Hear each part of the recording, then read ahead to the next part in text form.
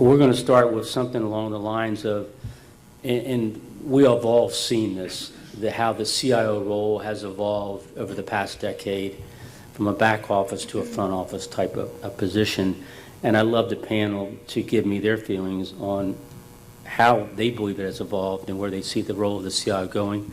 And we'll start ladies first. All right. Well, when I look at the evolution of the CIO role and where it's going, I think where it's going is really to be something that we've talked about for years, and that's to be far more strategic than it was in the past. I think the evolution from going for so many things that were insourced and in-house from an operational perspective to outsourcing a lot of those commodity services now has really freed up the CIO to be far more strategic than they have in the past. And so while we've been talking about getting into the strategy and understanding the business more, it's now the time for the CIOs to step up and do that. For the people who remain operational, I think they will probably be more folded into a business services section of a company. So the CIOs really, from my perspective, really have to stand up, take a stand, be strategic, take advantage of all the offshoring and outsourcing for the commodity services, get in with the business and be far more strategic. Diana, you must have really learned a lot at Pillsbury. You said everything I was going to say, and you got it right. I think one of the main transitions we've seen is going from the operational aspects to the strategic aspects of the position. Some of the things that have really changed at this point is we're much more involved in organizational learning and change management than we probably ever were before. I think that's one of the things that's very critical. Security and business risk assessment is something we didn't have to think about as much as we do now. 10 years ago, it wasn't that critical to us. Vendor and partner management with all the different sourcing strategies that we've deployed have been very critical. I'll just share with you, I was CIO with Marriott International for 14 years before I retired at the end of March. And sort of the journey that I had was literally going from the back office with reservation systems and basic financial systems for the organization to coming behind the front desk, now interfacing with the guests with customer service management. And then with Marriott.com, actually then moving into the office and into people's homes actually to make reservations. And then with high-speed internet access, actually into their rooms. And with each one of those levels of the further penetration of technology into how we service the guests, I found myself sitting in more and more higher level meetings that were really focusing on the broader strategies of the company as we saw the convergence of information technology into the way we serve the guests. Thank you, Carl. Dwayne, your view? Yeah, it's clear that I should not be last in this group because they cover everything. But I would hit on a couple of points that were made, and that the role of the CIO truly has changed. And to be successful, I think we've really become more sophisticated portfolio managers because we're dealing with a large portfolio of corporate assets, information, services. We have to be excellent at managing all these different facets. And if you think about that is, we are CEOs of our realm in a lot of respects. And if we sit at the table and act like one and understand the business and understand how to affect revenues and margins and really start to take actions that drive results, then that's what extends that life expectancy in your role. If you are going to worry about boxes and bits and bytes and stay in the day-to-day of just getting systems running and implemented, that's the commodity side of the business that, everybody needs that, but that's not necessarily the role of the CIO anymore. The other side of that is we are significant change agents. There's a lot of companies out there that are going through changes, either through growth or acquisition, mergers, et cetera. The CIO is that one person that really is opportunistic and see across the whole organization and help companies transform themselves. So, and I see that's really a big role, and that's a role I'm in now, and it's quite exhilarating to be able to do that. So. Thank you. Just as a point of reference, we track how long CIO stays in roles, and back in, as David mentioned, back in the Y2K days, about 2 years was the longevity of a CIO. Today, it's 5 to 6 years. So the CIOs are staying in place a lot longer, and I believe it has a lot to do with the type of experiences that CIOs have today versus what they had before. And I was wondering, along the same theme, is that the expectations for the CIO have changed, and I would love to hear, Carl, your view of, you look back at what you were doing in the Pillsbury, even the GP days, and the expectations of what you did, they had to have changed. Yeah, they've changed a lot. If, we talk a lot about the importance of the Chief Information Officer having a seat at the table. Typically, we mean the big table, the executive committee where the decisions are made. And the expectation that I've really seen come to bear over the last 12 to 15 years in particular is you are expected to have a very solid business acumen. You're supposed to understand how your company makes money, what the leverage points are, what your customers want.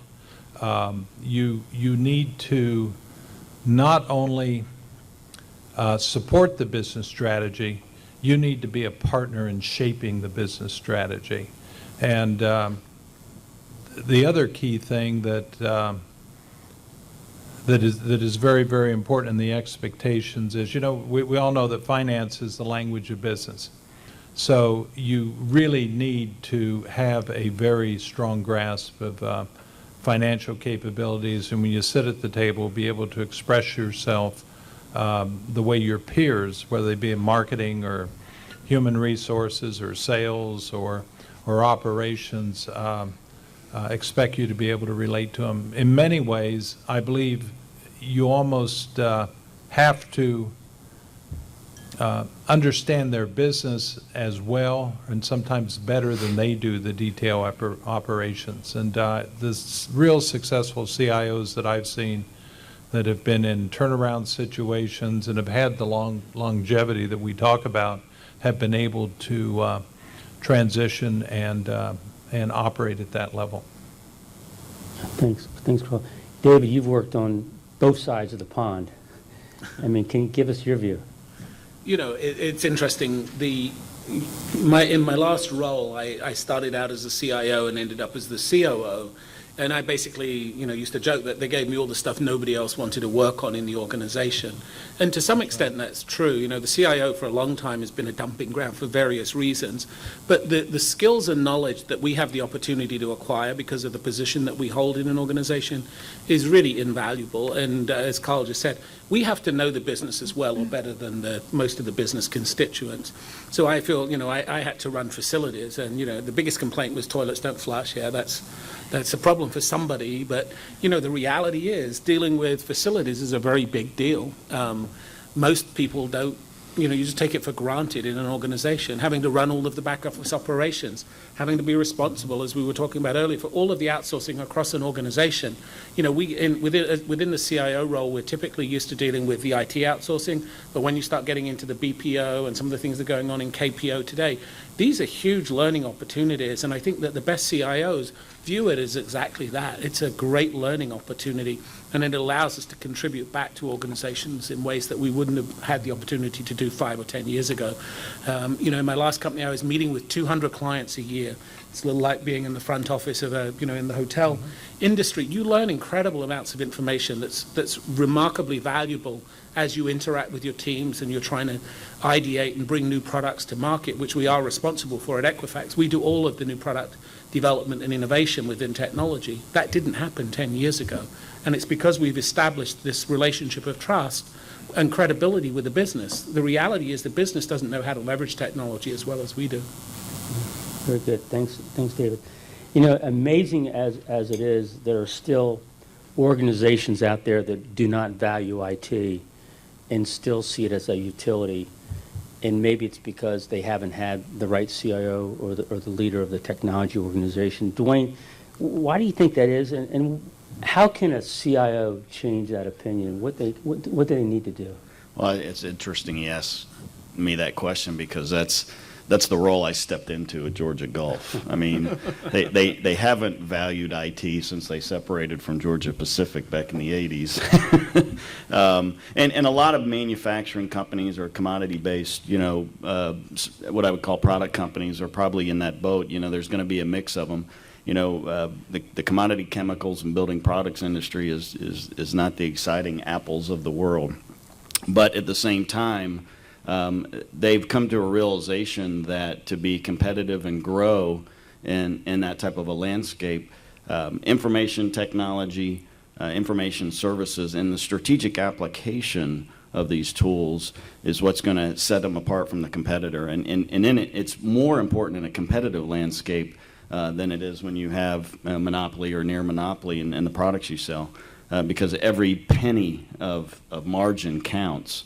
And the way that you effectively manage transactions becomes so vitally important. And that was one of the areas I was going to say. It used to be one thing, as a CIO or a technologist to really stay current, keep up on trends. I would say that the one new thing that I've seen in my role is that I really need to keep up on the competitive landscape of our business and the supplier landscape. I need to understand, what's going on in the supply chain and in the competition areas, what other people are doing, and how certain technologies and services can really bring an advantage to our corporation. Yeah, thanks, Dwayne. Diana, you work in a mammoth company, and I could see how possibly, maybe they could look at IT as just a utility. So what do you do to change that opinion and to make sure your message gets across? Well, and I think, the operational CIOs really drive that opinion. And so that's where we need to move out of. So the question is, how do you do that? How do you change that perception? And a couple things that each of my colleagues here have talked about is really getting in, understanding the business and figuring out how to impact the bottom line. How do you generate revenue? How do you work with the business on their business-specific applications that make a difference to their organization? And I think, the CIOs really need to move from order takers to solution innovators and getting in and working with the business. So again, how do you do that? Kind of goes back to, the having the seat at the table. You've got to be in the inner circle with the senior leadership team. You've got to be one of the ones that's invited to dinner. You've got to be one of the ones that is truly part of that senior leadership team, not just showing up to answer questions and to take orders from those people, but to be in there and be their partners. Go out and pick one of the partners like the CMO, the Chief Marketing Officer. Great pick to partner up with. With all the things that are going on with social media, for example, if you partner with that Chief Marketing Officer to really take collaboration social media up in your company and develop solutions, now you're starting to be part of the strategy. You're starting to help your business partners and your colleagues on the senior leadership team with where they need to go. Because otherwise you're going to see all those social medias popping up all over the place. And then you're going to have to control it a different way. Then take another VP. You typically have some of your business VPs who are very, very technically savvy. Go out and pick one of them to partner with, understand their business, figure out with them what they need to move their business forward from a technology perspective. So the more that you develop those relationships and partner with them, That's when you gain the seat at the table, that's when you get the respect of the organization, and that's when you move the CIO organization forward. Thank you, Diana. My only comment there Sure, is, go, David. if you can't do that, you should find another job. It's really quite easy. Or somebody will help you find it. That's true too. You know, there was when I was doing my search work, let's say over the last 4 or 5 years, there was a tonality a while back where they were looking for CIOs that have, you know, could deliver cost efficiencies, knew how to outsource, could do, you know, more with less, and that was kind of the tonality of what I was running into. The tonality that is happening today is find me CIOs that can enable the business and bring value and bring innovation, and I'd be interested in our panel and what they are doing relative to driving innovation and things they're doing differently. And Carl, I mean, you're a big global firm, and I'd be very curious to see what was going on at Marriott. More than I could keep up with. That may be one of the reasons I retired. But so much, I guess I would say one of the most transformational things, and you have to look at it different ways. You have to look at back of the house, in front of the house, but with the guests is the whole mobility explosion. You know, people would land in their airplane and they'd be coming to the hotel. I hope I don't tell things that Marriott hasn't released yet. I may end up doing it, so don't remember it when you leave the room, please. But one of the things we were working on very clearly in the mobile area was that business people would arrive late at night, and they may not have had dinner, their flight may have been delayed. The ability for us to put up the room service menu to know when they're arriving at the property and have things available for them ahead of time. So many different productivity things using mobility to just as simple as scheduling the housekeepers throughout a major property so that they could be most efficient, so they weren't running from one floor to another floor as guests checked in and out. And so I would have to say that mobility was probably one of the main things we were doing. And then the other thing that was innovative is taking analytics to a whole new level, not only to service our guests and customers as they wanted to be served from a permissive marketing perspective, but also to better run our own operations and actually increase revenue per available room. That's good. And David, I mean, Equifax probably, it has a lot of similarities to Marriott in terms of the number of personnel records and things you have to keep track of. What are y'all doing relative to innovation? What's new? You know, it's fascinating. I mentioned about the I being interim in CIO earlier. I actually think information today is table stakes, but we also have to be the chief innovation officer, and we have to be the chief integration officer, because most companies are buying and you know, selling companies all the time. I'm convinced the business doesn't know what to do with all the data. You know, we have about 26 petabytes of data. We have information on 600 million people. We can produce a balance sheet on virtually every human being in our records, because we understand all your credit history, we understand all your employment history, we know your tax return data. We also track about $10 trillion worth of asset information down to a zip +4, which is really 7 households on a street. So we have this incredible repository of information. The business doesn't know what to do with it, first of all. And second of all, they don't really know how to deliver it to a customer in a way that it integrates with their workflow and the data can be consumed. But the technology guys get that, right? So we're doing some incredible things with massively parallel processing environments, great data visualization tools, and we're really leading the business through scenarios to help them understand the art of the possible in today's world. You know, 2 or 3 years ago, you couldn't be processing tens of billions of rows of information and getting answers to almost any question in seconds. Technology has moved so fast. And the business they're just not able to conceptualize what is possible. So I think technology can do incredible things. Yeah, if I could add to something that David touched on, you know, and it's backing up on one of the earlier questions, but we've always talked about getting that big seat at the table and earning it. And of course, the CFOs have had that seat for some years because, as I said before, finance is the language of business. I actually believe that being very strong at analytics and helping your company accomplish the things that David talked about are what really is going to elevate CIOs to a whole new level going forward. And where that's being done in the financial services area and businesses like David's and others that are very very intense with a lot of information that needs to be mined, that's a phenomenal opportunity for the CIO and their senior staff.